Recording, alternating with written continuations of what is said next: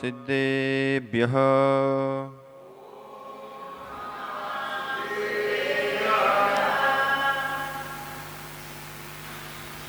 शैलासे वृषभस्य निर्वतमयी वीरस्य पावपुरीं चंपाया वसुपूजसि जनपते सम्मेदसे लेवृताम्। शेषाणामपि चोर्जयन्त शिखरे नेमीश्वरासार्यथो निर्वाणावनया प्रसिद्ध विभवा कुर्वन्तु सन्मंगलम्। जय बोलिए 1008 सिद्ध भगवान की, 1008 आदिनाथ भगवान की, 1008 श्री चिंतामणि पार्श्वनाथ भगवान की, 1008 श्री महावीर भगवान की, आचार्य भगवंत श्री 108 विशुद्ध सागर जी गुरुदेव की, मुनि श्री प्रथम सागर जी महाराज की।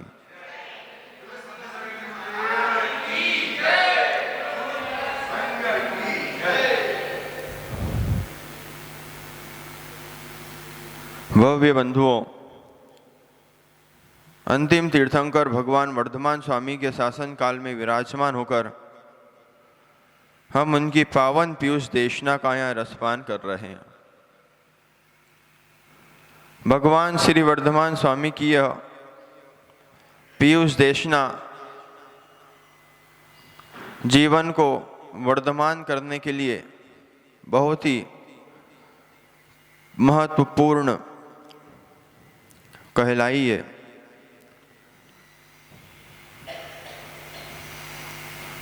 भगवान श्री सर्वज्ञ देव ने सबके लिए उपदेश दिया।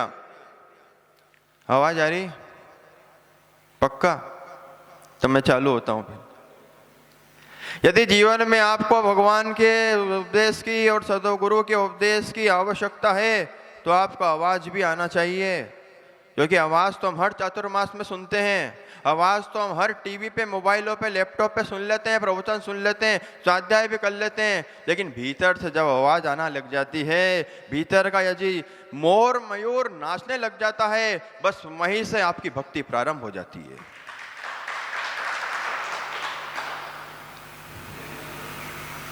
भैया सम्यक जब घर पे थे तो मन नहीं लग रहा था, चलो उदयपुर की वादियों पे घूमने चलते हैं, कि भीतर की आवाज है कि नहीं, चलो 3 मुनिराज आचार्य विशुद्ध सागर जी गुरुदेव के शिष्य विराजमान है, उनके दर्शन को चलते हैं।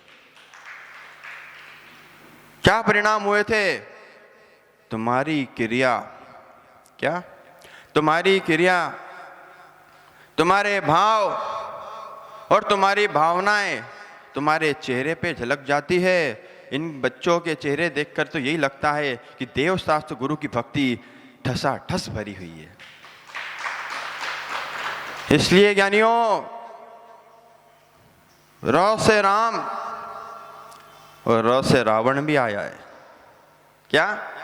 र से राम और र से रावण भी आया है। जिंदगी में ऐसा काम करना कि लोग आपको देखकर, आपसे मोटिवेट होकर, आपसे प्रेरणा लेकर धर्म के मार्ग में जुड़ जाएं। जीवन में कभी ऐसा काम मत कर देना, ऐसी क्रिया मत कर देना, ऐसा भाव मत कर देना और ऐसी ईर्ष्या भी मत कर देना कि लोग धर्म से टूटकर अपने घर पे बैठ जाएं। आज यही हो रहा है। और क्या हो रहा है? थोड़ा सा कोई ज्यादा धर्म कर ले तो बोले वो इस पंथ का। बात को खत्म करना, अपने कुछ आता जाता तो है नहीं, ज्यादा कुछ नहीं आए तो बोल दो ये इस पंथ का, और ज्यादा कुछ आ जाए तो बोल दो ये इस पंथ का। बस हमारी भावनाओं को हम लोग इसी प्रकार ठेस पहुंचाते रहते हैं कि तू इस पंथ का, तू ये संत का, तू ये इनका शिष्य, तू इनका शिष्य।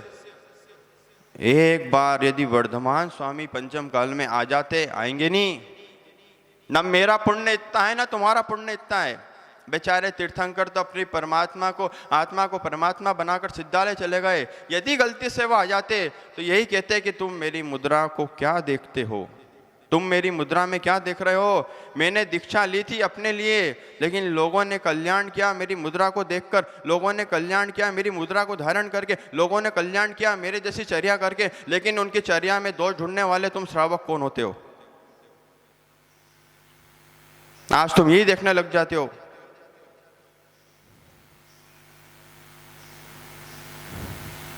कितने बड़े श्रावक हैं, कितनी बड़ी समाज है, कितना बड़ा चौराया भी है, कितने बड़े जिनालय भी हैं, लेकिन एक बार इस चौराहे पे जाकर देख लेना,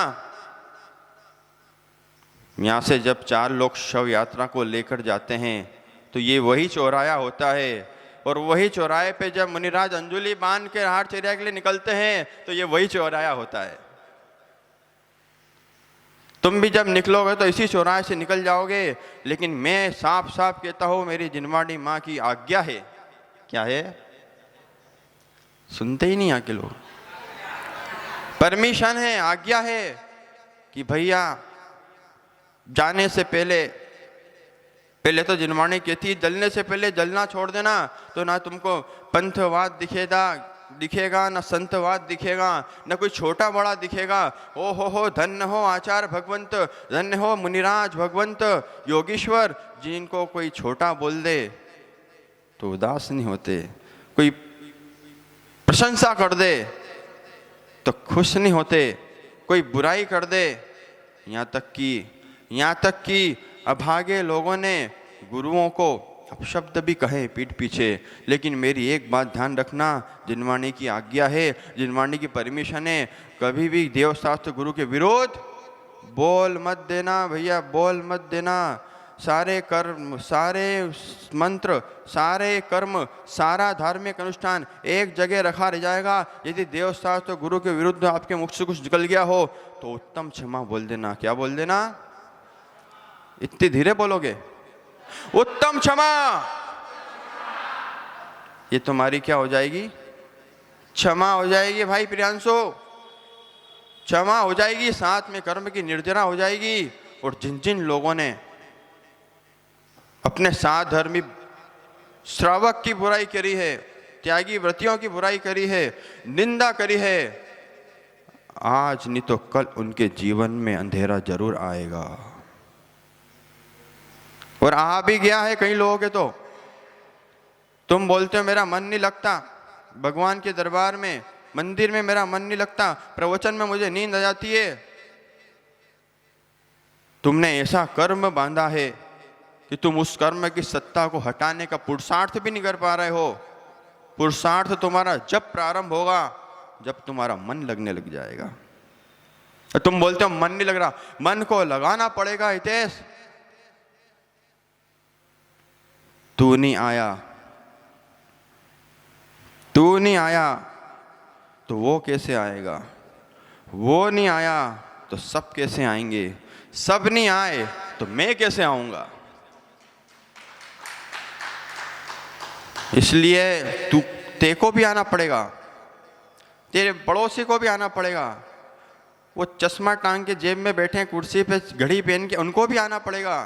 उनको देखे देखना, ध्यान रखना। शुद्ध भावों के साथ तुम मंदिर जाते हो ना, तो कई लोग तुमसे प्रेरणा ले लेते हैं कि इसको ऐसा कौन सा सोने का पात्र मिल गया, हो ये व्यक्ति को ऐसा क्या पात्र मिल गया है, ऐसी कौन सी संपदा मिल गई है जिससे कि इसके भाव मंदिर में लग रहे हैं, तेरे भाव नहीं लग रहे हैं। समझना तेरा अंतराय कर्म चल रहा है भाई। धन्य हो आचार्य भगवान विमल सागर जी गुरुदेव। एक व्यक्ति मंदिर नहीं जाता था। बुंदेलखंड के एक ग्राम की बात है। उसके घर वाले उसको मंदिर गुरुदेव के दरबार में ले गए। आचार्य भगवान विमल सागर जी का जो दरबार लगता था ना, आज वो दरबार तुम्हारे सब दरबार छोटे हैं। क्योंकि संत का दरबार जब लगता है, और संत यदि पीछे कमंडल वाले हैं, दरबार से मतलब समझते हो? ये जादू टोना वाले बात नहीं कर रहा हूं मैं। जब आचार्य विमल सागर जी अपनी जिनवाणी लेकर बैठते थे तो स्वाध्याय सुनने वालों का तांता लग जाया करता था। आचार्य महावीर कीर्ति जी अपना पूरा संग लेकर जब बैठते और निकलते थे मार्गों से तो लोगों की भावनाएं उत्प्रेरित हो जाती थी कि मैं ऐसे संत के चरण जरूर छूंगा, मैं ऐसे संत को आहार दान जरूर दूंगा, मैं ऐसे संतों का पाद प्रक्षालन जरूर करूंगा। जीवन में पाद प्रक्षालन को भी छोटा मत समझ लेना प्रियांशु। ये प्रियांशु है ना अब्दुल्लागंज का, क्या नाम है? जोर से बोल। अंशुल। चातुर्मास हुआ था जब मुनिराज का, जब कैसा लग रहा था। अब्दुल्लागंज में कोई मुनिराज का चातुर्मास हुआ था 1 साल पहले, जब कैसा हरा भरा लग रहा था, और आज कैसा लग रहा है? आज सुना लग रहा है। देखो मैंने चिट्ठी नहीं पढ़ी, चीटिंग भी नहीं करी है, मैसेज भी नहीं किया है। आज सुना लग रहा है। ऐसे ही है उदयपुर वालों, आज मौका मिला है मुनिश्री प्रथम साठ जी के चरण पखाड़ लो। हो आज मौका मिला है, जिनवाणी का स्वाध्याय कर लो, सुन लो, जीवन में कोई सुधार की आदत डाल लो। क्या बोलो माँ? ओ माँ, ओ माँ, प्यारी माँ। मैं इस माँ की बात कर रहा हूं, ये माता जबरन में खुश हो रही है। कोई अपना नाम ले तो प्रसन्नता आती है कि नहीं? अरे हाँ तो बोलो। जब कोई नाम ले दे तो प्रसन्नता आती है। यदि संत तुम्हारा सबके सामने नाम ले दे तो मन प्रफुल्लित हो जाता है। ऐसे ही ज्ञानियों जीवन में, समाज में रहकर, धर्म क्षेत्र में रहकर इस प्रकार के काम करना है कि लोग तुम्हारा नाम लेते रहें और जाने के बाद भी लोग आचार्य विद्यासागर जी, लोग आचार्य विराग सागर जी, आचार्य विमल सागर जी के साथ तुमको स्मरण करते रहें। जब आचार्य विमल सागर जी के पास उस बालक को परिवार वाले ले गए, उन्होंने पूछा तेरा नाम क्या है? किस्मत तो देखो, गुरु जब नाम पूछ ले और तुम्हारे नाम में कोई अर्थ विशेष छुपा हुआ हो तो समझ लेना मेरा कल्याण होने वाला है। भैया राकेश जी, नींद तो नहीं आ रही? तुम बैठे तो ऐसे ही हो, लग तो ऐसे ही रहा मेरे को, लेकिन नींद आ नहीं सकती। जो मैं बात बताने वाला हूं उससे सारे लोगों की आंखें खुल जाएगी, सारी नींद तड़तड़ा के टूट जाएगी। जब उस बालक ने बोला कि हे गुरुदेव, मेरा नाम नमन है। क्या है? क्या तुम्हारा नाम? मेरा नाम? उन्होंने बोला, बालक ने बोला मेरा नाम नमन है। आचार्य भगवान विमल सागर जी ने जो बात कही वो सुनने लायक थी। उन्होंने बोला है तेरा नाम नमन है, बस एक नियम ले ले कि 3 लोक के नाथ के चरणों में जाकर तू नमन कर लिया कर, तेरा जीवन सुधर जाएगा। और उस बालक के जीवन में इस प्रकार सुधार आया, बदलाव आया कि उस व्यक्ति ने, उस बालक ने रोज मंदिर जाने का नियम ले लिया, देव दर्शन करने का नियम ले लिया, और धीरे धीरे धीरे धीरे बड़ा हुआ वो अपनी उम्र के साथ बड़ा हुआ तो 7 प्रतिमा के व्रत धारण कर लिए, प्रतिमाधारी बन गया। ये होता है गुरु भक्ति का, गुरु दर्शन का चमत्कार। यदि आप अपने बच्चों को संस्कार से, गुरु गुरु गुरु गुरु दरबार से, मैं द्वार नहीं बोलता हूँ, गुरुद्वार भी छोटा होता है, मैं तो दरबार ही बोलता हूँ सीधा, क्योंकि दरबार में जिनवाणी भी है, दरबार में भगवान की प्रतिष्ठित मूर्ति भी है, और दरबार में भगवान वर्धमान की ऐसी मुद्रा भी है। आपका कितनी मुद्रा है? बताओ बताओ बताओ। आप क्या वर्तमान में वर्धमान की कितनी मुद्रा है? चैतन्य मुद्रा की बात कर रहा हूं मैं। कितनी है? सेक्टर 11 में क्या नाम है? बोल तो नहीं गए? ध्यान रखना, ये 3 पीछियां, कितनी? सेक्टर 11 में 3 पीछियां, तो तुम्हारे सम्यक दर्शन ज्ञान चारित्र को जगाने आई है।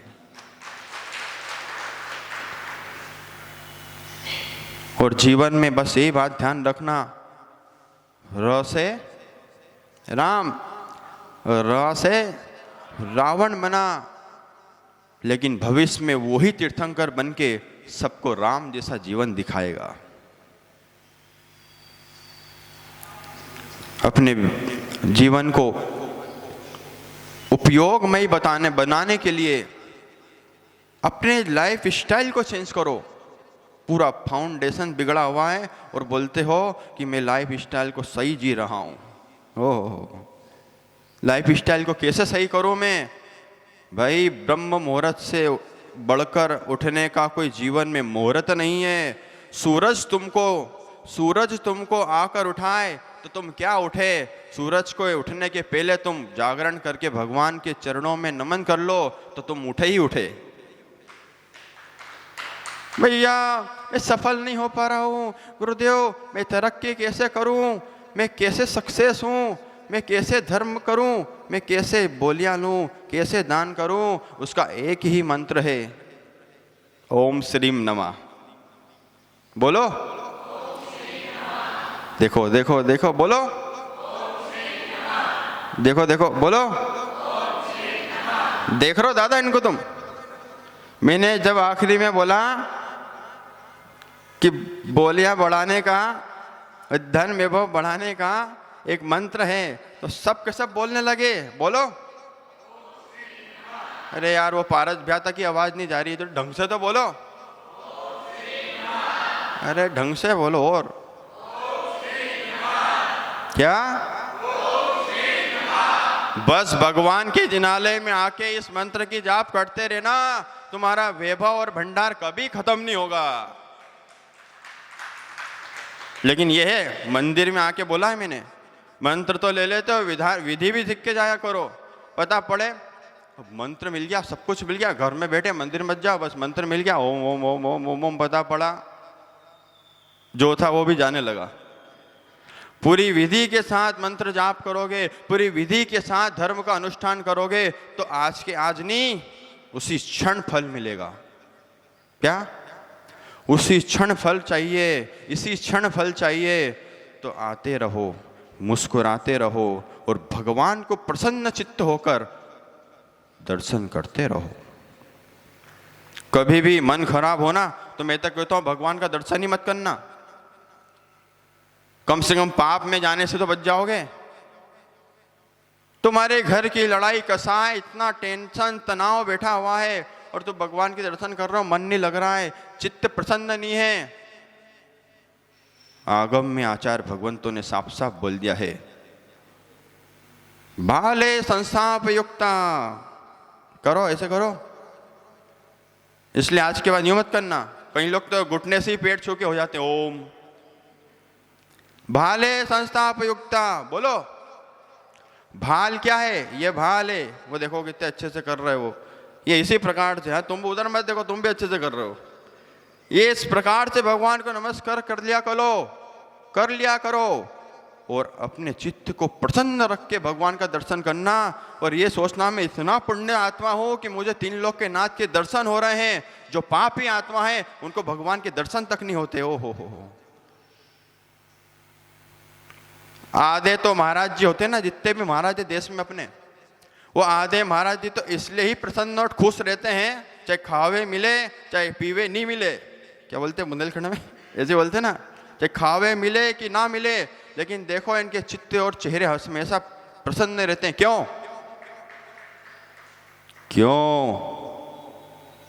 भैया सफेद घड़ी वाले, क्यों?